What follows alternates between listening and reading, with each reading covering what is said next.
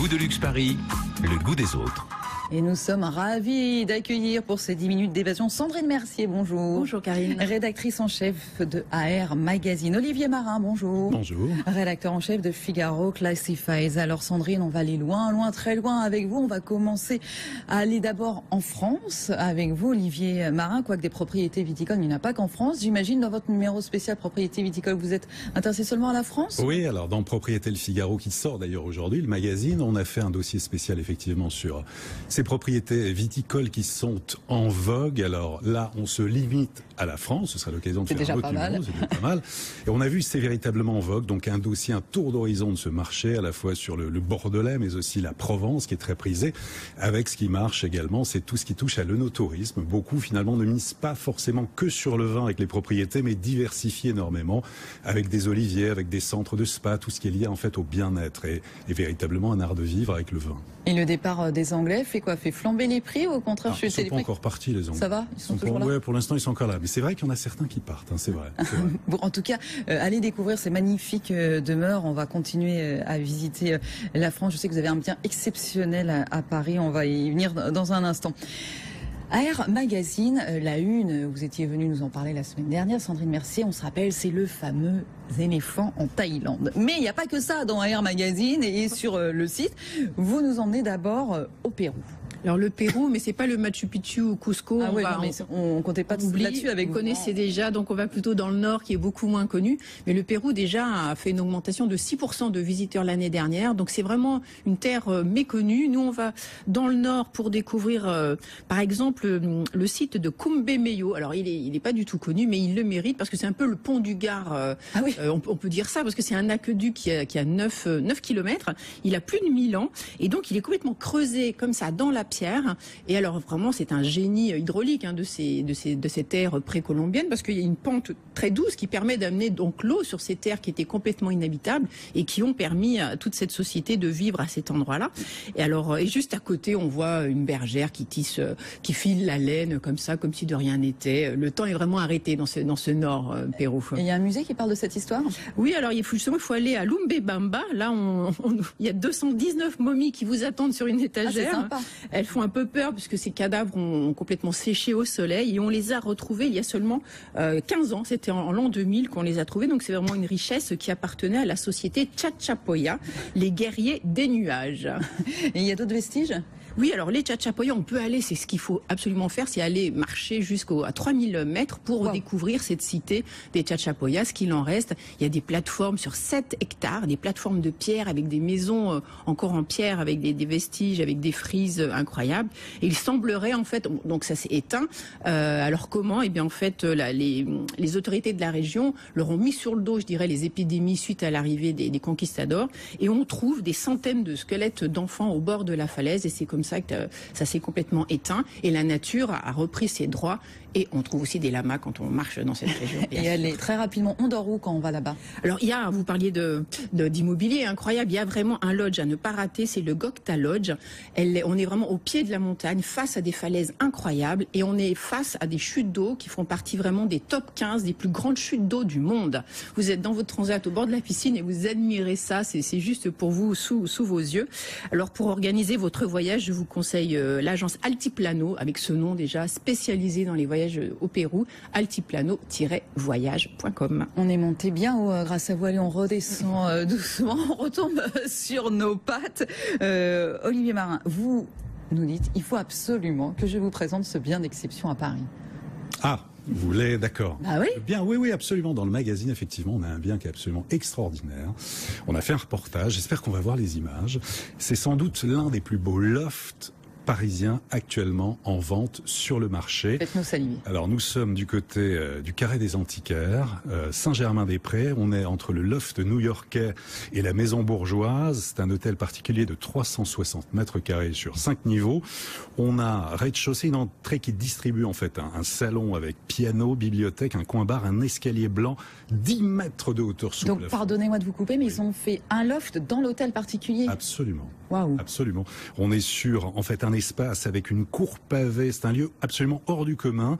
Premier étage, en fait, cuisine contemporaine en inox, balcon vitré qui offre une vue plongeante sur le séjour.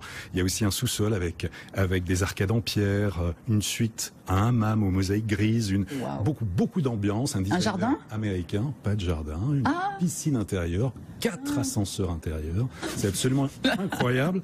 Et je peux vous dire en fait que ce bien, donc c'est un bien qui est actuellement mis en vente par Barnes Saint-Germain-des-Prés. On est entre 5 et 8 millions d'euros. J'allais vous dire, on ne vous demande pas le prix. Non mais bon, voilà, allez-y. Ça peut intéresser pour les amateurs. Bien Il y a sûr. aussi une particularité, c'est beaucoup de personnalités du monde du spectacle y ont résidé, l'ont utilisé comme pied-à-terre et notamment, si je vous dis un chanteur américain qui est mort récemment en avril, qui était, si je vous dis Purple Rain. Ah, Prince. Prince, en fait, a été locataire, notamment de ce bien, de ce loft, entre 2010 et 2011. C'est un reportage à voir, c'est absolument un bien qui est absolument magique, exceptionnel à Paris. Et finalement, je disais qu'on redescendait de l'altiplano avec vous, mais non, on redescend pas, on y est toujours, hein, altiplano. C'est absolument magnifique, effectivement, ça fait rêver. Allez, on continue à rêver, un petit peu de vacances encore.